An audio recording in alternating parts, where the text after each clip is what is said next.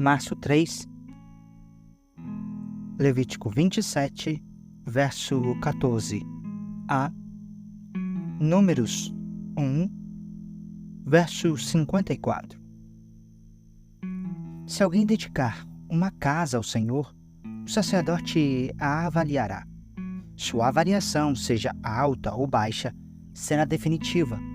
Se a pessoa que dedicou a casa quiser comprá-la de volta, pagará o valor estipulado pelo sacerdote, mais 1/5 do valor. Desse modo, a casa voltará a ser sua. Se alguém dedicar ao Senhor uma parte de sua propriedade familiar, o valor será determinado de acordo com a quantidade de sementes necessária para semeá-la. 600 gramas de prata por um campo semeado com 220 litros de semente de cevada. Se o campo for dedicado ao Senhor no ano do jubileu, será aplicado o valor total. Mas, se o campo for dedicado depois do ano do jubileu, o sacerdote calculará o valor da terra de modo proporcional ao número de colheitas restantes até o próximo ano do jubileu. O valor calculado será reduzido a cada ano que passar. Se a pessoa que dedicou o campo desejar comprá-lo de volta, pagará o valor estipulado pelo sacerdote, mais 1/5 do valor. O campo voltará a ser legalmente seu. Se, contudo, não quiser reavê-lo e ele for vendido a outra pessoa, o campo não poderá mais ser comprado de volta. Quando o campo for liberado no ano do jubileu, será santo, totalmente dedicado ao Senhor, e se tornará propriedade dos sacerdotes.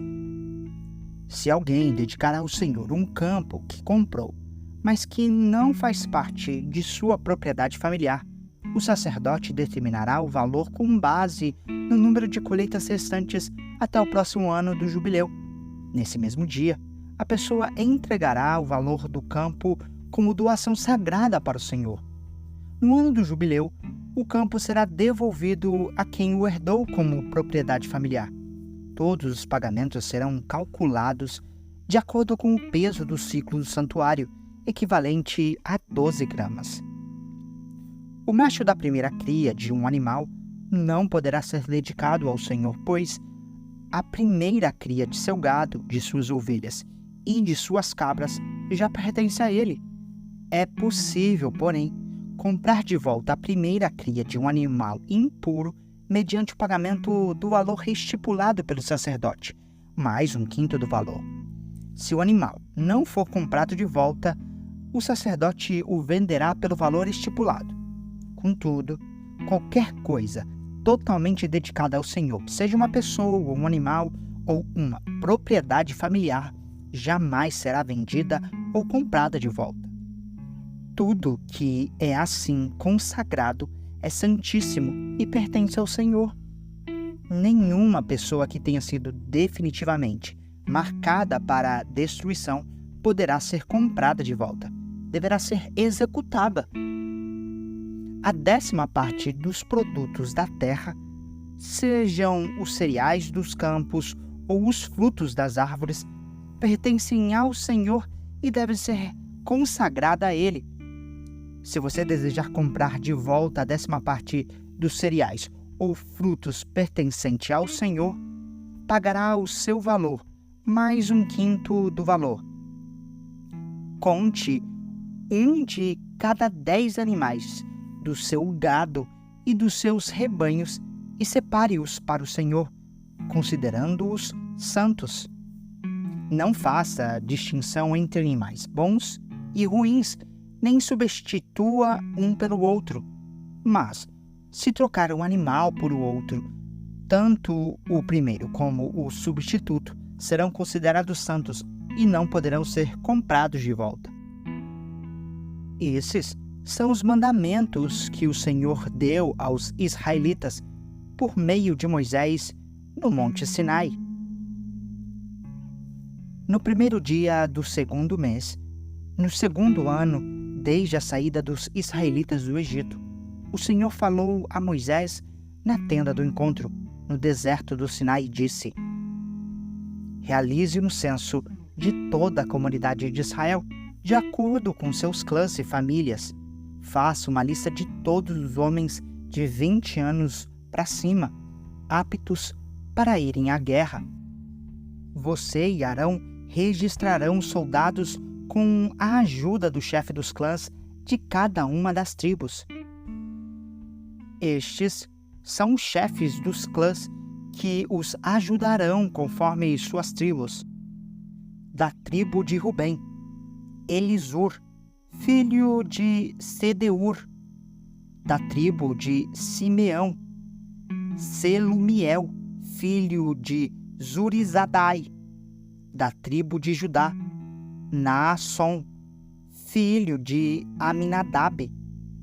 Da tribo de Issacar, Natanael, filho de Zuar.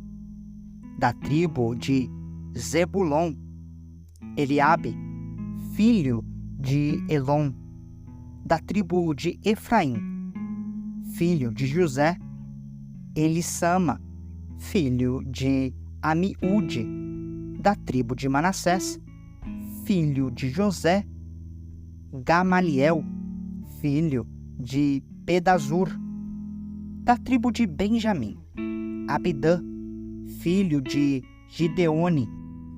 Da tribo de Dan, Aiezer, filho de Amizadai. Da tribo de Asser, Pagiel, filho de Ocrã. Da tribo de Gade, Eliasaf, filho de Deuel.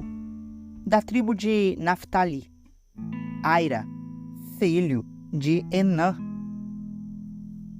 Estes são os representantes escolhidos da comunidade, líderes das tribos de seus antepassados, chefes dos clãs de Israel. Assim, Moisés e Arão convocaram os líderes nomeados e, naquele mesmo dia, reuniram toda a comunidade. Todos foram registrados conforme sua linhagem, de acordo com seus clãs e famílias. Os homens de 20 anos para cima foram registrados um a um, como o Senhor tinha ordenado a Moisés. Desse modo, Moisés registrou seus nomes enquanto estavam no deserto do Sinai, na seguinte ordem: da tribo de Rubem, o filho mais velho de Jacó, os homens de 20 anos para cima, aptos para irem à guerra, conforme os nomes anotados nos registros de seus clãs e famílias. Totalizaram 46.500. Este é o número da tribo de Rubem. Da tribo de Simeão, os homens de 20 anos para cima, aptos para irem à guerra, conforme os nomes anotados nos registros de seus clãs e famílias, totalizaram 59.300. Esse é o número da tribo de Simeão.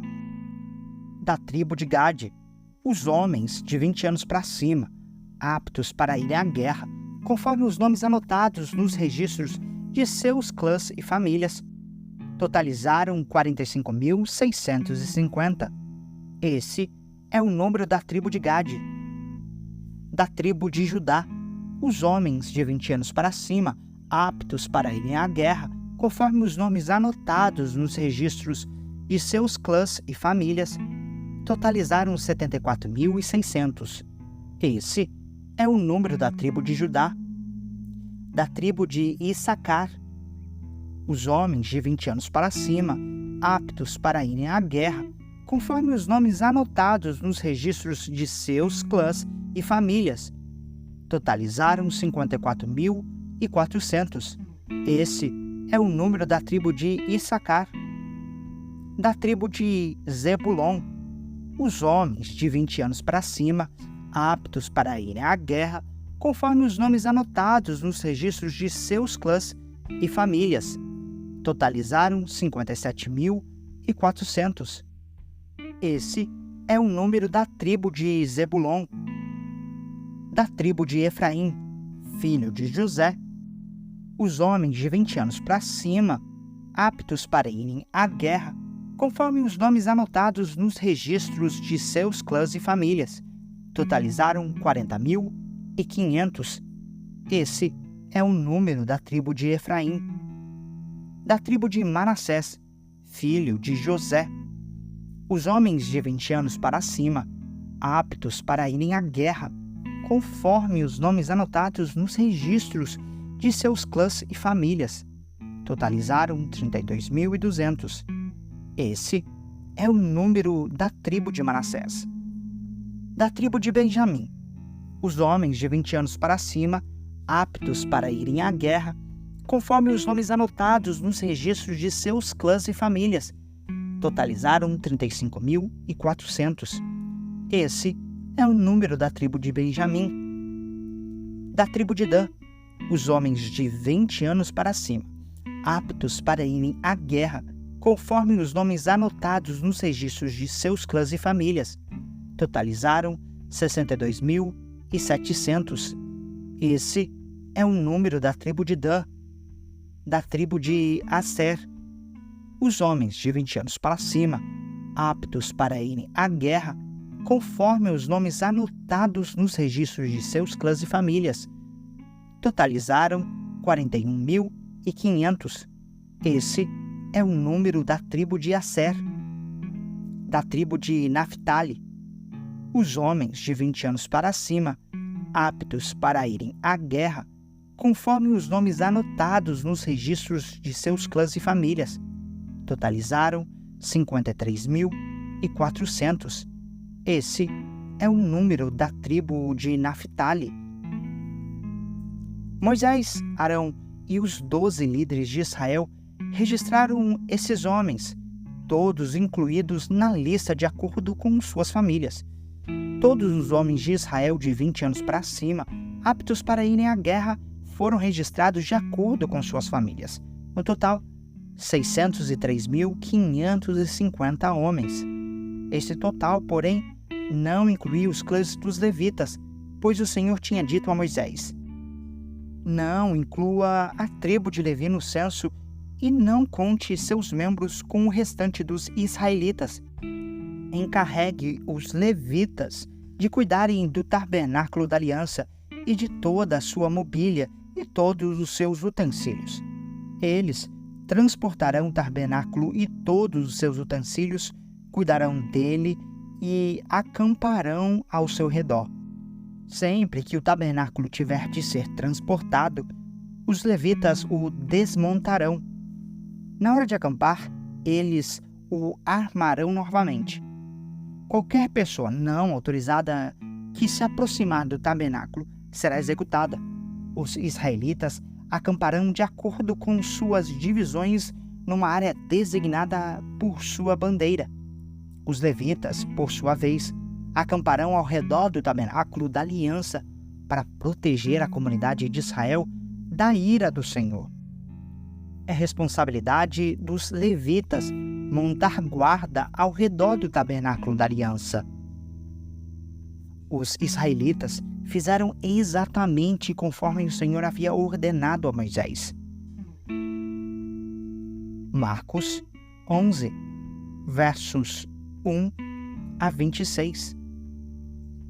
Quando já se aproximavam de Jerusalém, Jesus e seus discípulos chegaram às cidades de Betfagé e Betânia, no Monte das Oliveiras.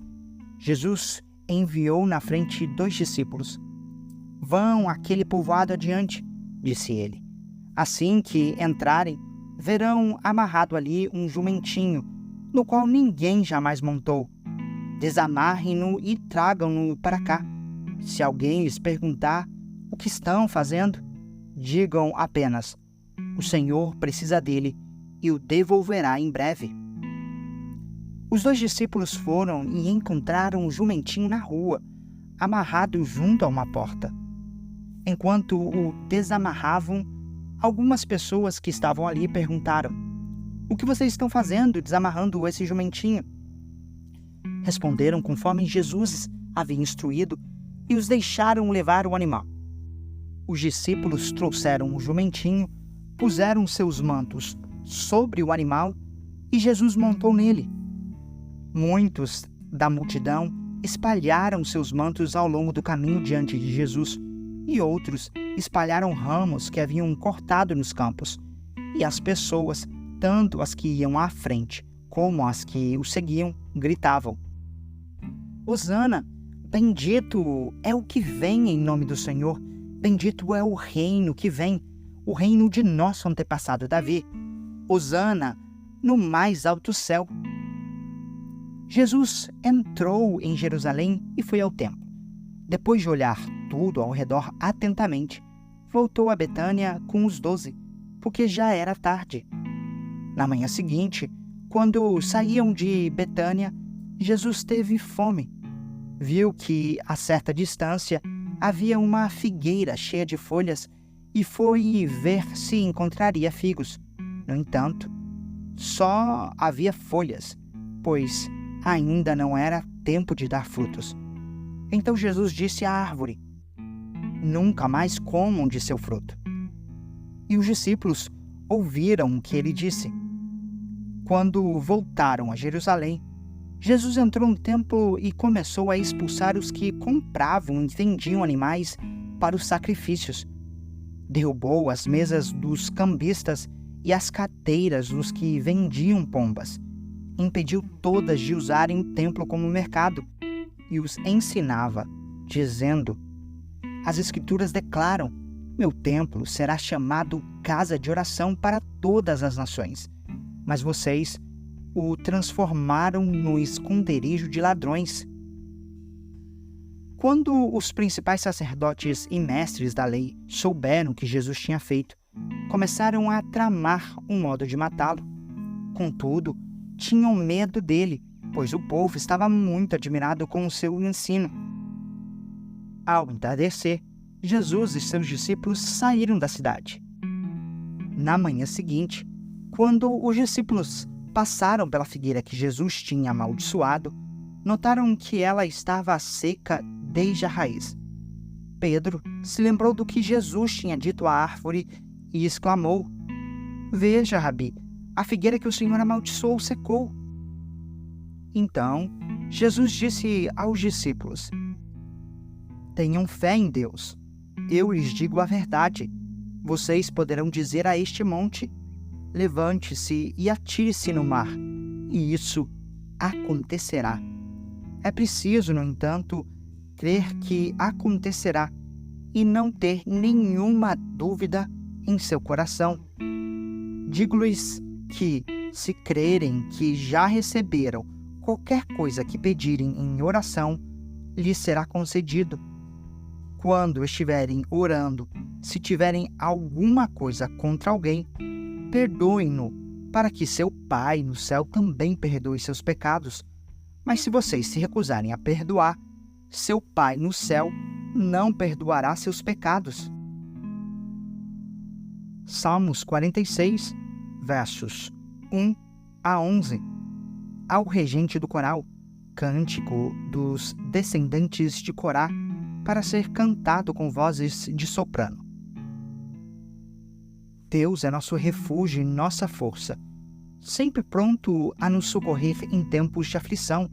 Portanto, não temeremos quando vierem terremotos e montes desabarem no mar, que o oceano estrondeie e espumeje, que os montes estremeçam enquanto as águas se elevam. Um rio e seus canais alegram a cidade de nosso Deus, o santo lugar do Altíssimo. Deus habita nessa cidade, e ela não será destruída. Desde o amanhecer, Deus a protegerá. As nações estão em confusão, e seus reinos desmoronam. A voz de Deus troveja, e a terra se dissolve. O Senhor dos exércitos está entre nós. O Deus de Jacó é nossa fortaleza. Venham, contemplem as gloriosas obras do Senhor. Vejam como ele traz destruição sobre o mundo. Acaba com as guerras em toda a terra.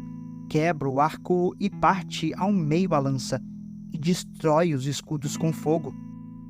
Aquietem-se e saibam que eu sou Deus. Serei honrado entre todas as nações. Serei honrado no mundo inteiro. O Senhor dos exércitos está entre nós. O Deus de Jacó é nossa fortaleza. Provérbios 10, verso 23. O tolo se diverte em fazer o mal, mas o sensato tem prazer em viver com sabedoria.